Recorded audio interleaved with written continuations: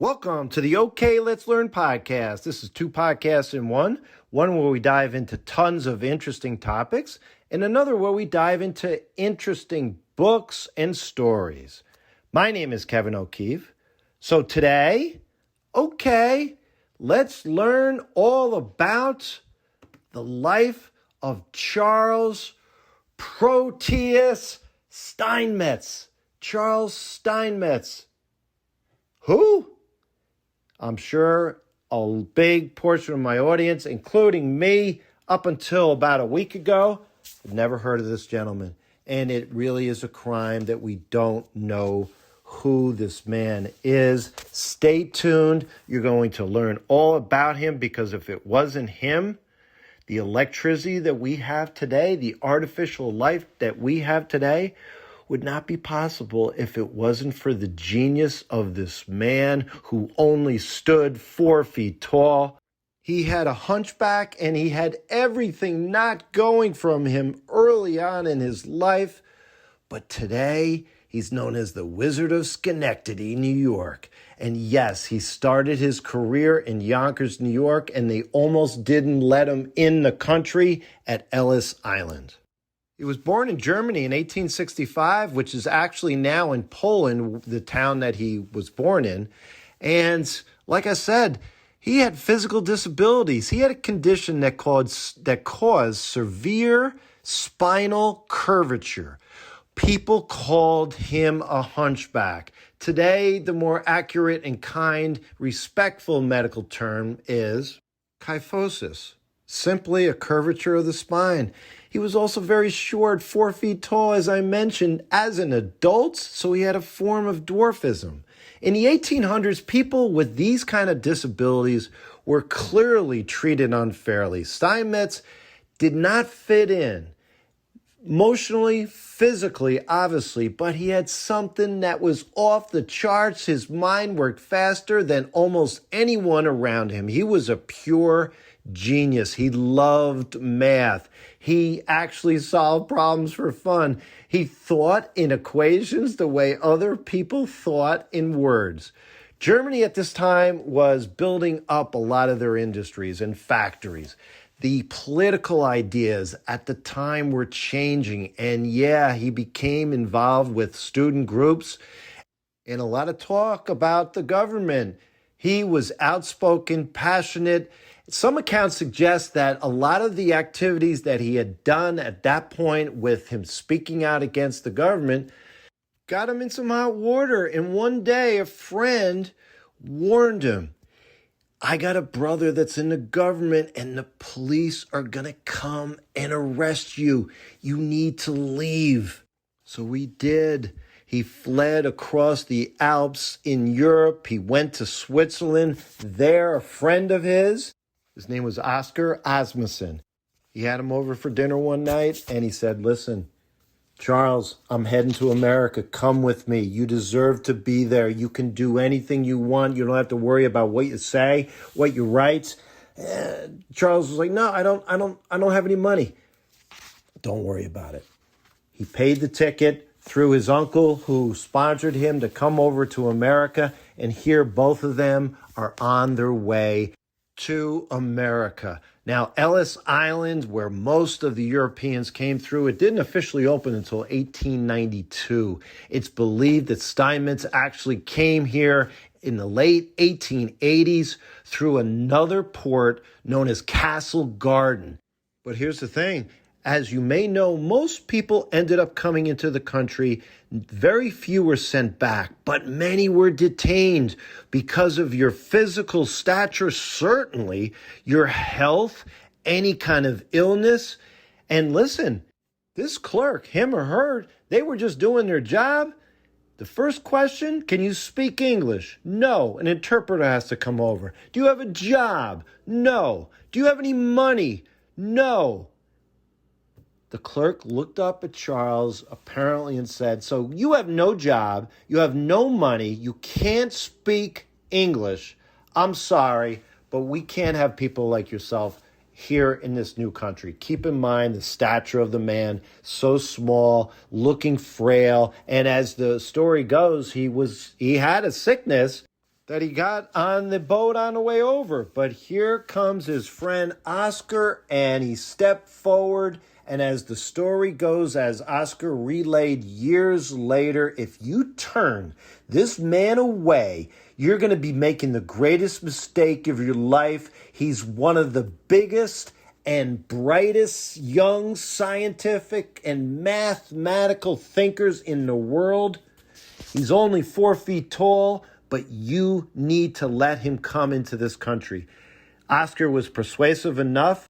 So now Charles is here in the country. He settles down and starts working, making motors for a company in Yonkers, New York. And yes, my early career began in Yonkers, New York, selling payroll systems for ADP. Yeah, a little digression there, but you know what? Hey, so much of what you can learn, having connections, can make a huge difference. It motivates you to learn more. You can relate to it. And obviously, hey, my aunts lived in Yonkers for years. My father grew up just a further north in Riverdale, New York. So I did the research and I found out that Charles Steinmetz, are you kidding me? His first job and his first success came in Yonkers. He spent most of his life in New York. Ultimately, he ended up moving on. He made his name. And listen, some of these motors that he was working with this company had to do with Otis Elevator. They were big in Yonkers at the time. And word got around that this is a genius, and General Electric ends up coming in and buying the company. And now here he is at this iconic institution. When you have electricity that's coming on the scene, you cannot understate, this is like artificial intelligence now. The year 2026, when this podcast is being released, you have an entire industry over the last 4 years that's been built up under AI. And this was what was happening with electricity. It didn't exist. And he was right here in the forefront, right here at the moment that you needed great minds to figure out how this lightning that was going across wires could be managed, could be figured out. This is how he made his name. He was a genius in the early beginnings of electricity. It really can't be understated. General Electric now was at the forefront, like I said, and he was a mathematical genius. When other engineers ran into problems, Steinmetz would sit with a paper and chalk and translate complex electrical systems into equation. He made electricity understandable. So to dive into this a little bit, again, it's the late 1800s. It was called the War of Currents. Two major systems were competing. And this was the talk of the day. Is it going to be what they call DC, direct current, that was promoted by Thomas Edison? Or was it going to be AC, alternating current, that was promoted by Nikola Tesla? I mean, again, I'm sorry, but if you're a rock and roll fan, AC, DC, hello. Direct currents flow in one direction like water steadily going through a pipe. It works well for short distances, but this was the problem. Under Edison's systems, you needed new electrical stations like every 10 miles, and that was clearly impractical, or certainly difficult, certainly lots of money. So the idea and the problem that Steinmetz was trying to figure out, how can you send power far without losing energy? So alternating current changed the directions many times per second. You got to think of the metaphor of water pushing back and forth rapidly.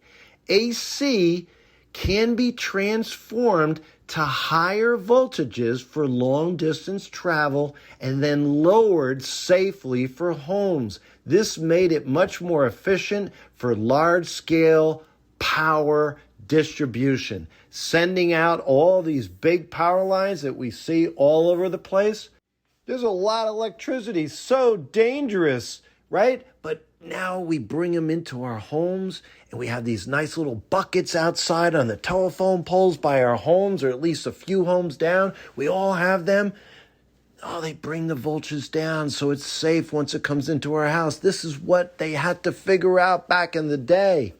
Charles Steinmetz, during this time, he worked for General Electric, and he was deep into making sure alternating current systems worked. They were safe, practical, and most of all, helping the engineers, the electrical engineers, which again was a new field. You could almost call him the father of electrical engineering because he proved everything with these mathematical formulas. This idea that electricity could work and behave and be safe in all these new electrical systems. And AC became the prominent way that we deliver electricity. Direct current ultimately didn't work. This gentleman filed over 200 patents during his career. Like I said, his work improved generators, power systems, industrial equipments. It came to the point where, especially up in upstate New York, factories had issues. Electricity would break down. He would go in, he would analyze the system and predict where the problem was, sometimes just by listening into the sounds of the machines. He was that detailed and that much of a genius. In addition to being smart, he was popular. He enjoyed a good party. He gave lectures, he advised companies, but he had a strong personality. He felt a certain way. He made people know about it. In fact, as the story goes, there was a great documentary done on this gentleman. Later on, years later, it's only, I think, in the mid-2000s, around 2007, they had found an FBI file on this gentleman. He believed in a lot of socialist causes, and while he was working for General Electric, you have to understand, during this time period, while he was living, because of his beliefs, even though he supported America in World War I, he was a German, and there was an employee at General Electric that didn't like him. They didn't get along, and he was convinced that somehow, some way, Charles was a danger to our country. He went to the FBI, and like I said, it was a file that was open. They looked into him, but no, he was a tried and true American, and he wasn't a danger. But nevertheless, because he believed in a lot of socialist causes, this, in my opinion, at least everything I've read about this gentleman, this is why most of us today in 2026 don't know who he is. Now, especially for my younger members of the audience, it's important when I say socialism, you're comparing that against the system we have in our country since the founding of our country. It's called capitalism. And the way we run our government, our society, is organizing our businesses where individual and private companies own things, and they decide what they make and sell. People compete, companies compete, and prices are mostly set by something called supply and demand. But in socialism, no, they don't organize the businesses that way. They're organized instead by communities or governments that own or control a lot of the major industries. When you do this, the goal would be to share resources more equally so everyone has their basic needs met. But listen, you also have something called communism, and everything about what I'm talking about is digressing from our subject, which of course is about Charles Steinmetz. Just know, and it's still something that's still very controversial today, but today and in the past, his views on socialism was not popular. He ended up dying at the young age of 58. We consider that young today. He died in 1923. He smoked his entire life. That, no doubt, was a contributing factor, but it was his heart failure that ultimately did him in. He actually had come back from a speaking tour out west, returned home to Schenectady, New York, and there was a big write-up in the New York Times when he passed away. The wizard, they called him the Wizard of Electricity.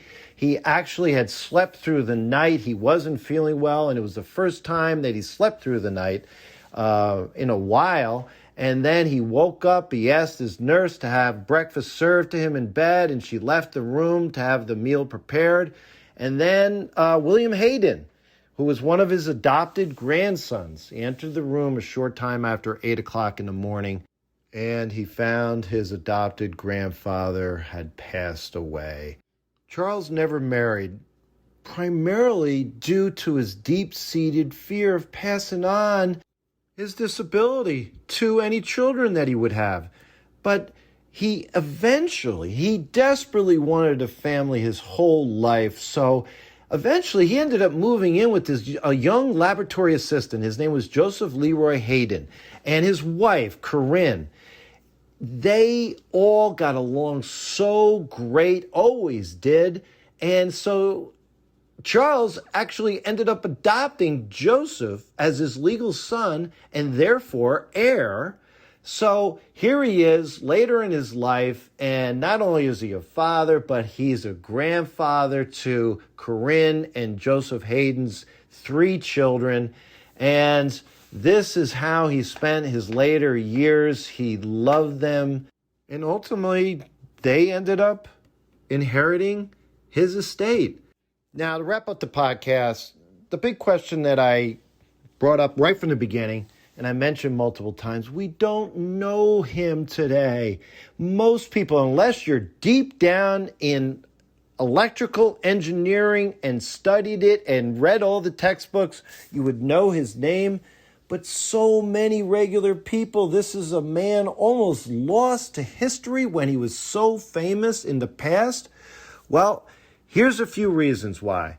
Once AC power became the universal system, these big battles ended, so his name wasn't out there anymore. It's almost like the technology that he helped perfect, once it became normal, people forgot about him. And because he didn't actually invent anything that's tangible, right? Edison and Tesla became well known because they invented something, a thing, right?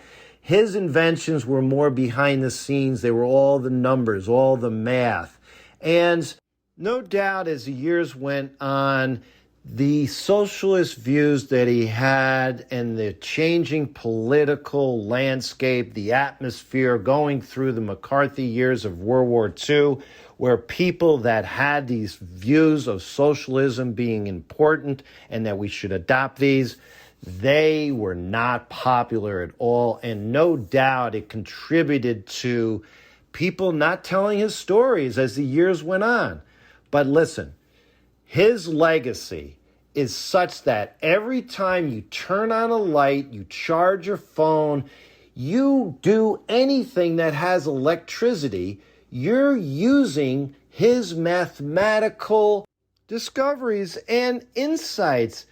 His lesson for us is, despite your physical limitations, despite where you came from, you use your mind, you think, and you can do great things.